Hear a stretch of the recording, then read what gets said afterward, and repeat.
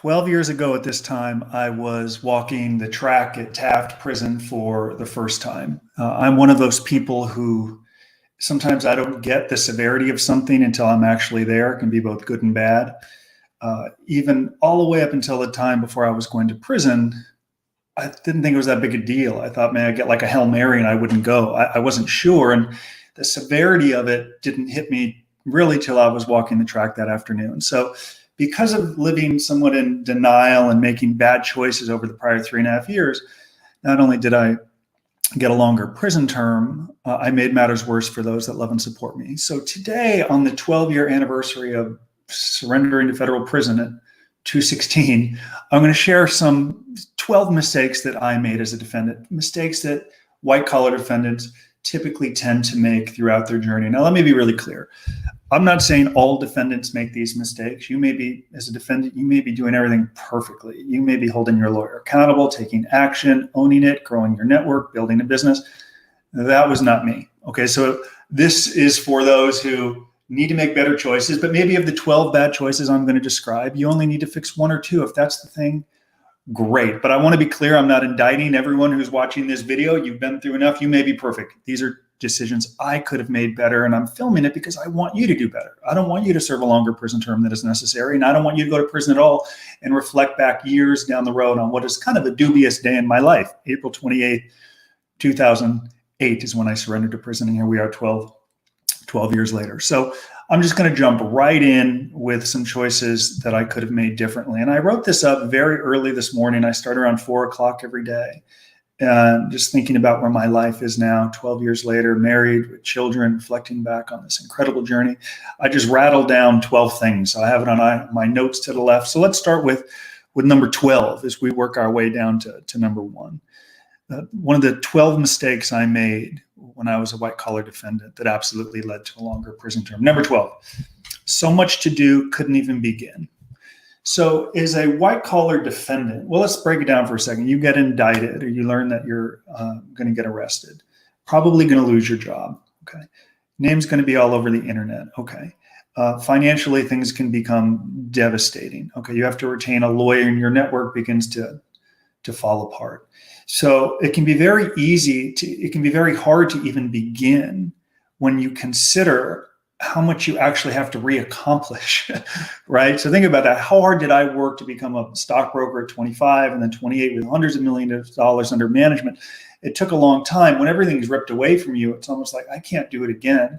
I don't want to do it again. So one of the biggest mistakes I ever made, and the reason I never actually got going, the reason I never made real progress in the 3.5 years I was a federal defendant was because I was too overwhelmed with what I had to do.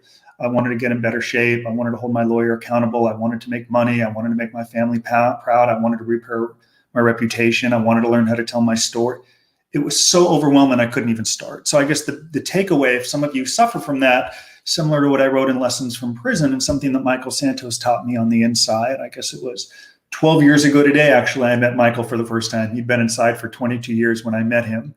And we were about to meet. And of course, we're now business partners. Michael really introduced me to slow and steady wins the race, the daily pursuit of incremental goals that relate to our life. And that was a huge transformation for me in prison. What can I do today? And then what can I build upon it the next day? And you wake up and you have a whole body of work. And a book is a great example of that. You write 3 pages a day. You wake up 3 months later, you have a book. Huge mistake I made as a defendant was just feeling so overwhelmed with everything I had to do. Number 11. Arrogant. Okay. You look at some of the comments that come on my YouTube and Facebook every now and again.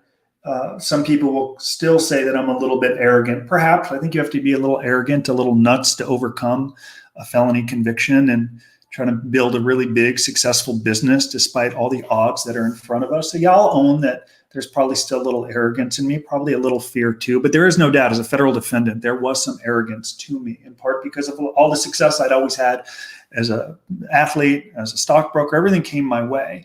So when I caught my case to use some prison parlance, I was like, well, everything's going to work out fine for me. It always has. I'm really not going to have to start over and do a job that is beneath my skill set. I went to USC. I was a baseball player. They're living the glory days to the point of it just so sickening how frequently I would say it to others and myself. I'm lucky to have good friends that actually allowed me to say it repeatedly. So number 11 on my list was, I frankly thought I was too good to do certain things. And it's a terrible thing to think. It's terrible that I thought that way. I mean, I needed like a right punch across the face to realize all work is honorable. Rebuilding with a felony conviction requires you to do things that may be beneath your skill set. And I did learn from prison, because when I came home, I picked up phones for 3 months at the Sotheby's office in Calabasas. I did it. So my friends at Sotheby's who are watching, Sam, Melinda, others, if you come across Steve, you come across this video, they could authenticate that I was there picking up phones when I was released from prison, when only a year earlier I was selling high-end real estate in the West Valley. So the point is, be different from me. It's why I'm filming this video, so you can learn and take action and have a more productive life before you go to prison. And I think if you can do that and work, knowing that all work is honorable, knowing that you may have a higher skill set, if you can do it, you're going to be authentic. The judge is going to see it. The prosecutor is going to see it, rather than, no, I went to an Ivy League school. That's beneath me. I've shared the story before. Clients of White Collar Advice, clients of our team who have driven for Uber, we've taken some of those Uber reviews and showed them to the judge. Imagine that you have an Ivy League degree and you're driving for Uber. It shows that you're humble and you're deferential and you're willing to build. I would not have driven for Uber before I went to jail. I'd have sat at home all day complaining and bitching over the unfairness that was my life. Number 10, this could be a long video, but that's okay. Number 10, I took the bait. I was the fall guy. So when you're around people that love and support you, let me tell you kind of what happens. They tend to tell you what you want to hear. And you know what? That's okay. Sometimes I was around people that would tell me, dude, you're the fall guy. You got swept into this. I know you didn't have bad intent. And rather than correct them, which is what I do now, rather than tell them, no, I made bad choices. I deserve to be held accountable. I was raised to know right from wrong. I just took the bait. I'd say, yeah, like, go on to tell me. You don't have to tell me. I'm the one getting screwed. Like, I feel it every day. Like, I can't believe it. Have you seen my press release? Totally made up. Totally ridiculous. I know. I can't believe it. And I had nothing more to offer at all. Zero. So how does that help you? And again, as I love to say, the only reason you're watching these videos, how does it help you? If you broke the law and you made bad choices, you got to learn to own it. I didn't. You got to begin to accept responsibility.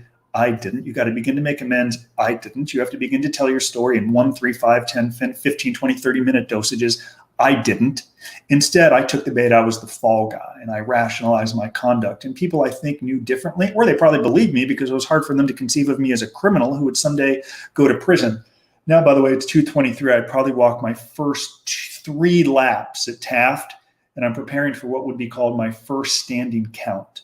At 4 p.m. is the national census count at 4 p.m. I'd yet to stand for count 12 years ago at this time. I had, however, had my first meal.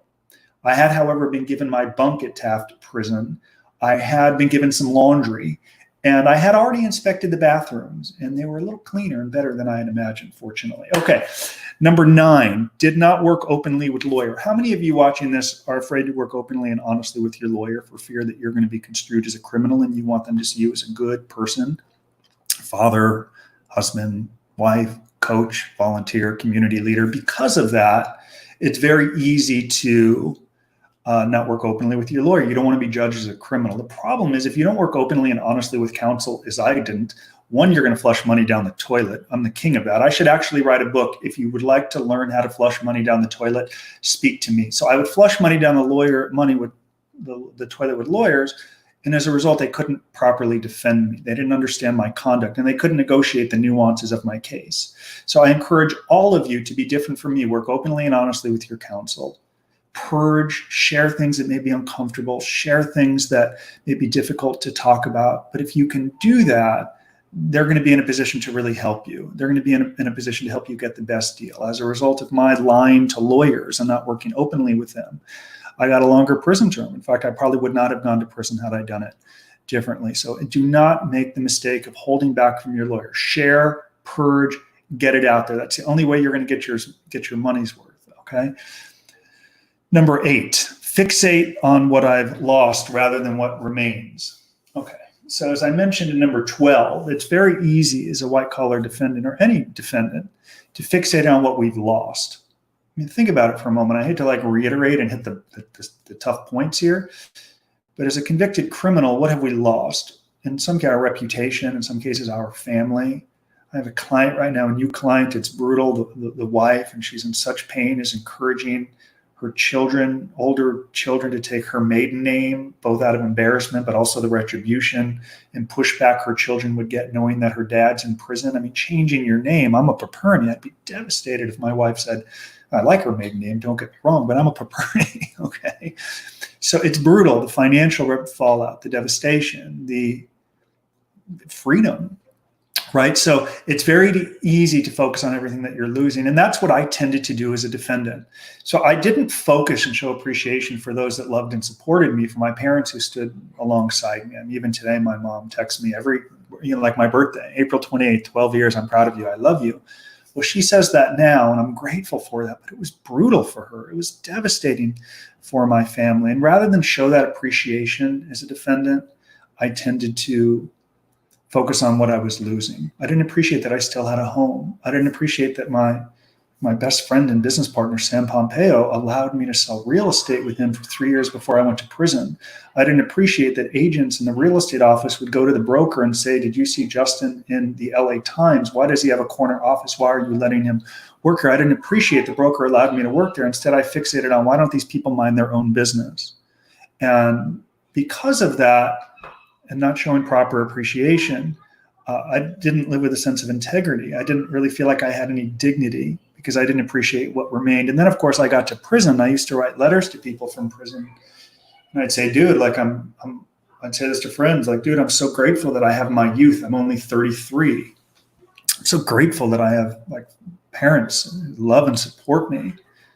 I'm so grateful that my sentence is only 18 months. I'm serving time with men who are in for 5, 10, 20, 30 years for nonviolent drug crimes. I can't believe it. I'm so grateful. And of course, Michael Santos helped me with that. As much as my father, Michael Santos, has impacted and changed my life because he's serving 22 years with dignity and he's happy. And yet here I am learning from, I took over here for a second.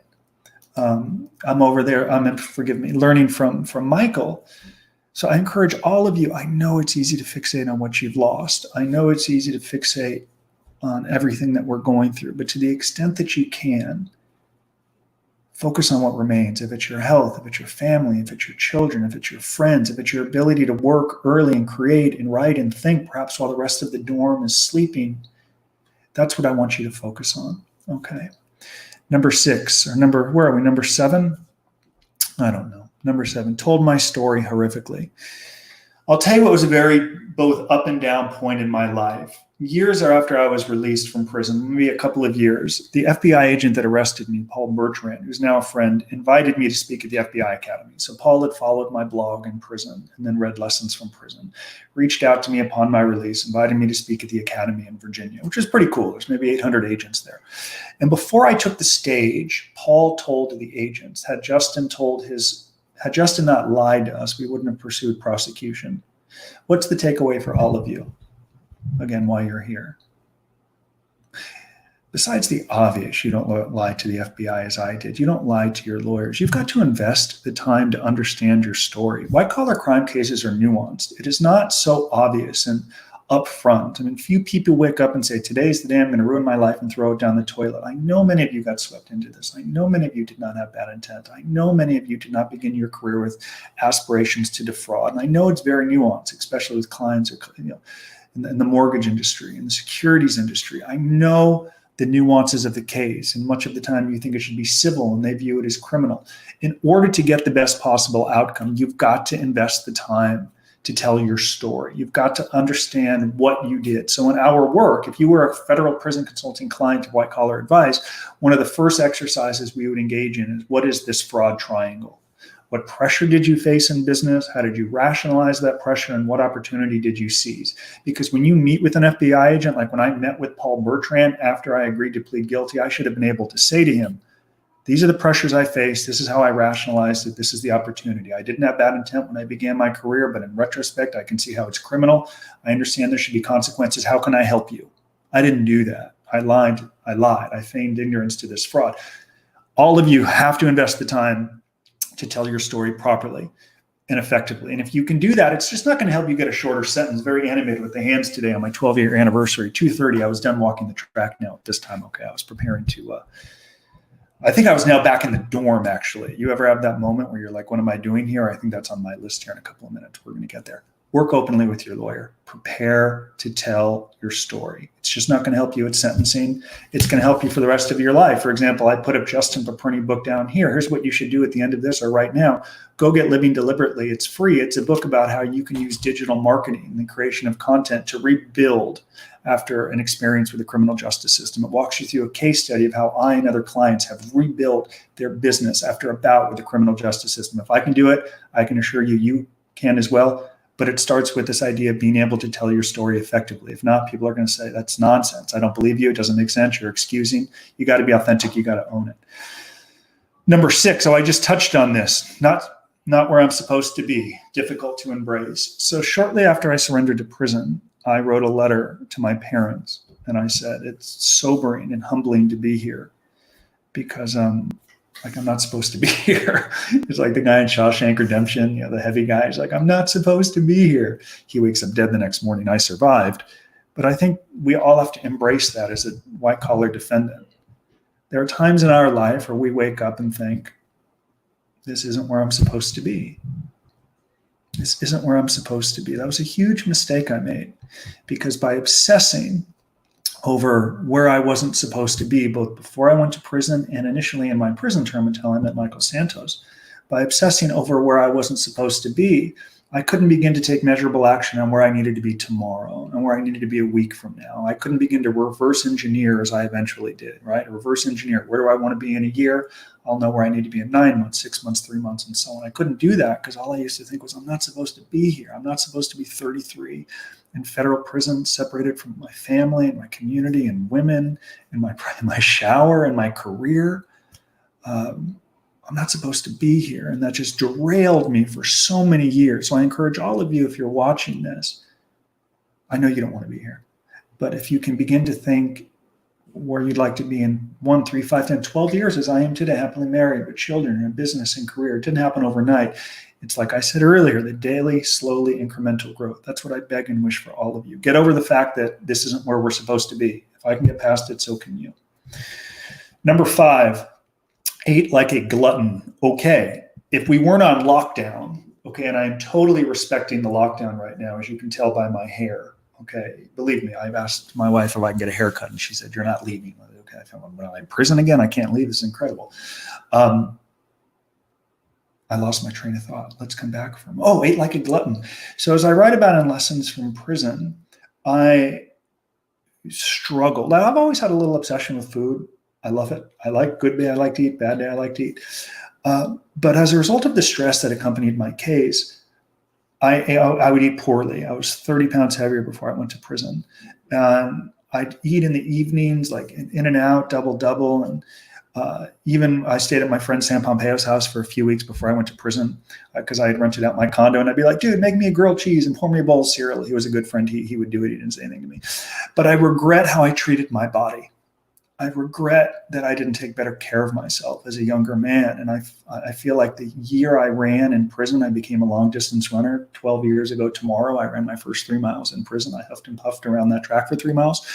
I regretted, in retrospect, how I treated my body. No exercise, no water, poor diet. I was just always tired and lethargic and chubby and fat and miserable, and I didn't want to go out, and I missed family events. Be different from me. I'm begging you. Take care of yourself. Eat well, as cliche as it sounds. Drink a lot of water. Don't let them win. And that's what I'm going to get into kind of in another moment or two, I think. Don't act like you're already in prison. If not, you might as well go to jail today. Begin getting credit for the sentence today. Because I know many of you who are waiting to go to prison, waiting for your surrender, you feel like you're already in jail. You're just not getting credit for it. So here's my takeaway. Be different from me. For 3.5 years, I lived as if I was already in jail. For 3.5 years, I lived as if life was over. And I regretted it when I got to prison. So again, I'm not indicting all of you in this video. I'm not saying that any of you need to do anything differently than I did. Maybe it's one takeaway in this video today. And perhaps that one takeaway is don't live and act like you're already in prison. And in my case, I overate. And in retrospect, I had some embarrassment for that. Number 3, outsourcing everything to lawyers. If you have not seen my video with Dr. Phil, you should. Dr. Phil invited me on to talk about how defendants can better prepare for sentencing. So it's a 90-minute podcast, but there's a great 5-minute breakaway on my YouTube channel. You'll see the videos with Dr. Phil. In the video with Dr. Phil, we really highlight 4 points that defendants need to make in order to prepare for the shortest sentence. Again, how does that help you? I was not one of those defendants willing to do the work. I was the defendant that said, my lawyer is a former U.S. attorney. I paid him a whole lot of money. And when you pay a lot of money like that, you're going to get a better outcome. Like whatever, I don't even know what that means. I was lazy. I was very happy to write a check. Like I was the dude that would write a check and try to buy an outcome. So earlier, what is today? Tuesday, last Friday, our company began working with someone, and it wasn't a resource issue. This is a very wealthy individual. I said, are you willing to do the work? Are you willing to invest the time? Because you have the high-priced lawyers. Great. We've interviewed federal judges who have told us 1% to 2% of what influences them in sentencing comes from the defendant. Are you willing to do the work? Are you willing to invest the time? He said, yes. So far, so good. I was not willing to do the work. I was a lazy defendant that outsourced all of the work to counsel. And as a result, I had no control over my own life. And I don't really know how much. I was just lazy. Got to work on days that you don't want to. And in an article that came out yesterday in today.com, I talked about pain and regret. And all of you are going through that right now. I know the pain that you're enduring, but I know if you don't prepare and work hard, you'll have a lifelong regret. And that's what happens to a lot of people at the end of their prison term. I noticed that a few months into my prison term with 240 right now. So 240 when I was in prison, that means where was I? I'd met Andrew Alchek for the first time. Andrew Alchek was my good friend who got me into running. Unfortunately, he died on the track, March 21st, 2010. I had already met Andrew, who told me this 18 months could be the most remarkable experience of my life. And you know what? It was. And he got me into long distance running, and I ran 3 miles the next morning. At this time, I'd already met Andrew Alchek.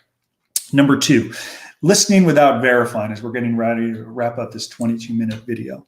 Listening without verifying. So in Living Deliberately, which again is a book you should get for free, it's 88 pages. You can read it like in 2 hours. So if you're over Netflix, I did binge watch Ozark, good show. If you're over Netflix and Disney Plus and you've watched enough streaming and TV and you're over the news and all of them, read the book. You'll read it in 2 hours. You'll understand how digital marketing, the creation of content can authentically help you rebrand and grow your business. And in that book, I talk a little bit about how people make investments without verifying. They'll listen to something, it sounds great, they'll make an investment, spend money, but there's no real verification that it actually works. Reputation management companies are an example of that. I was totally scammed for 16 grand by a reputation management company before I went to prison because they said they could suppress my releases, pretend this whole thing didn't happen. I pulled out the credit card, great.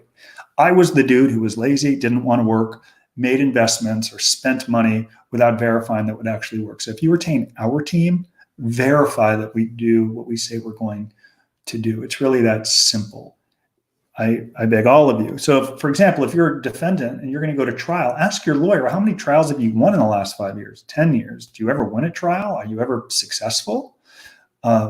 Yes, no, maybe. I can't tell you how many defendants go to trial and they say they have a trial lawyer. Then they learn after they're convicted that 98% of the time the defense attorney pleads out anyway, or they've never won a trial. Probably a good question to ask if you're going to go to trial, as an example. So I say to all of you, listen, but verify. Okay, I think Ronald Reagan said that, trust but verify, something like that. That's important, and part of the reason our team has tried to be authentic and document everything we've done through books and courses and videos. If we say something, we should be able to back it up. I didn't do that as a defendant. A dude said they can help me. Great, here's my money. They couldn't. There was no clearly defined scope of work. It was just more money down the toilet, which would be a great chapter to my book, How to Flush Money Down the Toilet If You're a Federal Defendant. I'm going to go to GoDaddy after this and actually register that domain name. We are back to number 1 of 12 mistakes I made before I surrendered to federal prison. 240. I can't think of anything interesting I was actually doing at 240 my first day in prison. I was getting ready for count and then dinner. Okay. Number 1, I was opportunistic. I would connect with you. It's so embarrassing to think. My parents raised me to be so different. But I've changed, I've learned, I've documented. This is where I was 12 years ago as a federal defendant. I was opportunistic. I would work with people if they would help me. I would associate with people if they would help me. It was very similar to what I was like as a stockbroker. I remember when I graduated USC, some USC graduates would come into my corner office at UBS and say, hey, I just graduated. I'm like, yeah, I don't have time to mentor you. Please, I'm building my business. Thank you. Have a nice week. Best of luck to you. Great. Especially if you went to UCLA. Then I don't even know if I'd speak to you, right? It was just terrible. I was opportunistic. But if you could help me, I would be more engaging. I would spend more time with you. So I was opportunistic with letters and volunteer work. And then when I got to prison, Michael helped me understand that perhaps making decisions based on the end isn't the right way to live your life. And perhaps the means is just as important as the end. And that's the decision making that I try to engage in every day. Those are the decisions I try to make every single day. It's the person I'm trying to become 12 years out. So this is a long live video on both Facebook and YouTube. I'm not going to redo the 12 letters. Many of you who watch my videos know I ramble enough anyway. But this is what I'll say. In retrospect, I would have done a lot different. I want you to learn from that. And I want you to take action. These videos are not effective if you don't actually implement what I teach. Then I'm just like watching someone on TV for 30 minutes. There's nothing without action or implementation. So that's why, as I've said, there's a URL like right beneath me. You should go get my book, Living Deliberately. Like we can even just like see how long it takes to go there. Hold on a second. I'm going to pull it up. So anyone watching this, you can just go Living, Justin, Paperny. It took me 3 seconds, 3 to 4 seconds. Granted, it was already coming up on my thing here.